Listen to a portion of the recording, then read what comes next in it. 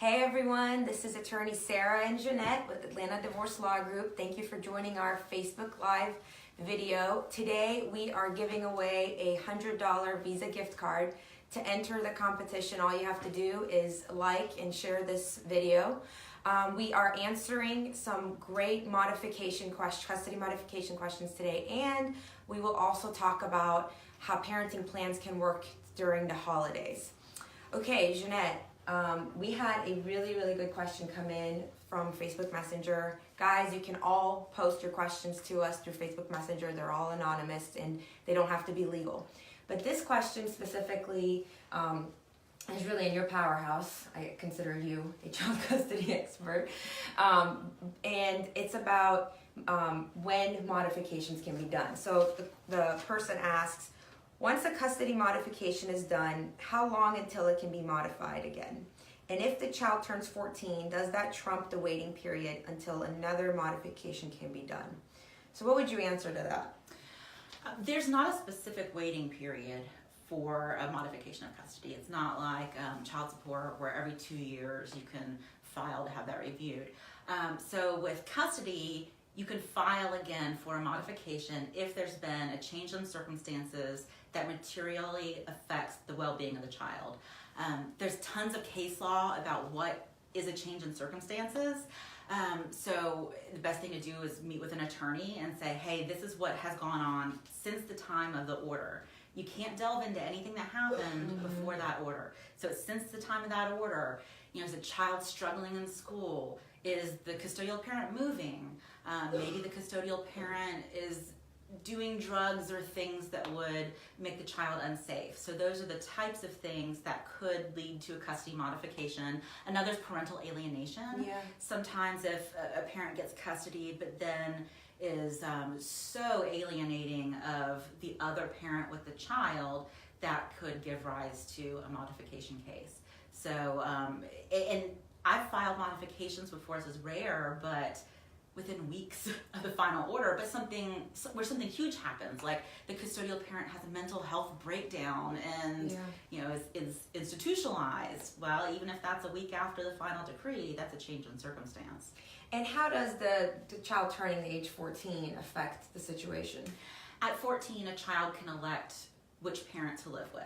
So if the child turns 14 and verbalizes to one of the parents that they want to make this election, they can sign an affidavit, and that is a change in circumstances. So if a child turns 14, signs this election, then a case can be filed just based on the 14-year-old's election to live with the other parent. So short answer to that is there is really no time for modifications can be filed. It really just depends on the circumstances, and the child turning 14 does not trump any rule out there on how long you have to wait till you modify, because there is no rule out there on how long you have to wait to modify. That's correct? Mm-hmm. Okay, so the other thing coming up is the holidays. Well, like I said, actually it's already here. I haven't done all my shopping yet, have you? Yes, but they're all at Amazon Prime boxes. Amazon Prime, God bless Amazon Prime. Nothing's wrapped. So keep in mind, guys, $100 gift card going out. All you have to do to enter is just really like this page and like this video, and hopefully that will help you with your holiday shopping. But going back to the holidays, how do most parents deal with custody plans during the holidays?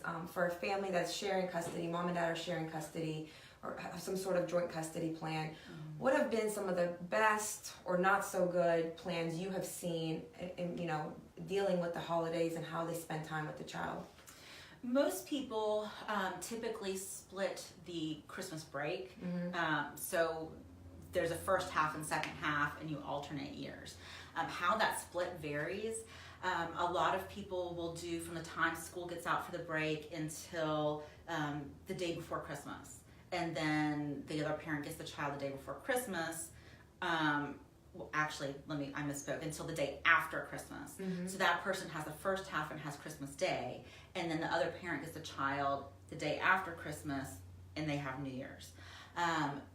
What my ex and I do is, and a lot of people do this, since it's so hard for a parent to not see a child at all on Christmas Day. So our parenting plan says that we exchange on Christmas Day at noon. And we've also worked together. Sometimes we change that up just depending on our family's plans. Yeah. That works for some families and not for others. It depends on how far away you live from your ex. My ex is 5 minutes away. So it's really easy for Logan to have a Christmas morning with one parent, and then at 12 or 1 o'clock, just go down the street to the other parent's house.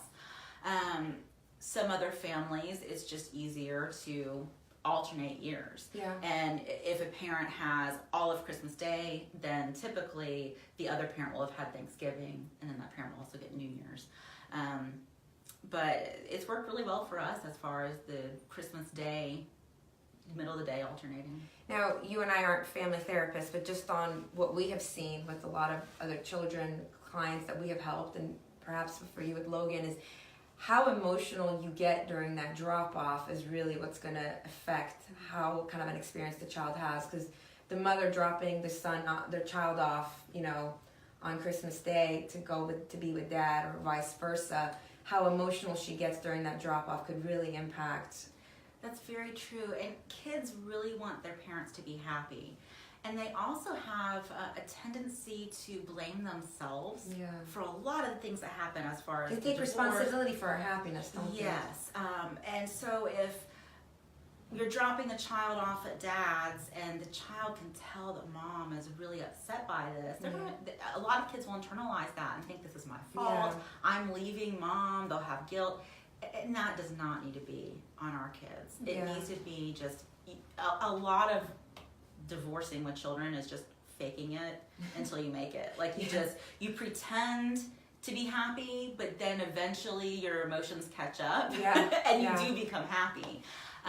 But you just put on a happy face and let them feel that transition during Christmas Day is normal. And it is normal. And for them, it's so important for them to spend time equally with both parents and to not feel like wanting to spend time with both parents is making either parent or when they're with dad, feeling guilty about mom being alone, or being with mom and feeling guilty that dad is alone. Exactly. I've told Logan, Jeff and I are going to Charleston. We're going to be fun. It's going to be so much fun, and we're going to have a really nice Christmas, and I can't wait to see you when we get back on Christmas Day. Yeah. So ladies, we just had a great question from someone who's watching, and they want to know, does the child get to elect if they can visit with a parent? That is a good question. It actually, in my experience, it varies by judge. I just had this come up where we had a hearing on this last week.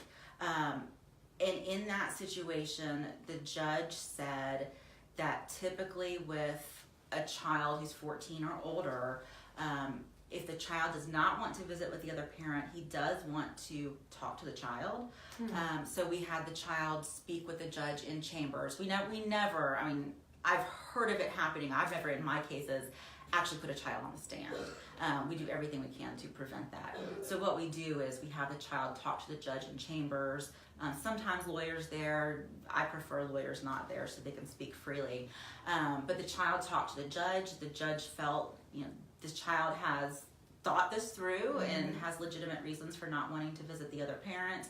And the judge put in the order that visitation is by agreement between the teenager and that parent. Wow. Other judges. It just depends. Yes, other judges will say, you got to do it. You just have to make your child go visit. But it's really hard. How do you make a 16-year-old? Be interesting to get a family therapist opinion on that. Yeah. And we do plan to get family therapists on this program as well. So keep sending the questions in. Thank you, Stephanie, our client relations coordinator, sitting here and watching for any questions coming in while we're doing this. So send your questions in. They don't all have to be legal. We're just happy to help answer any questions having to deal with families and transition. And don't forget to like and share this page. We will be giving a $100 Visa gift card and all you have to do to enter is to like and share this page. Video. Like and share the video. Like and share the video. Thank you, Jeanette. That's all we have for today, and we will be back probably after Christmas. So Merry Christmas, have a wonderful everyone. Christmas, everyone. Thank you for watching.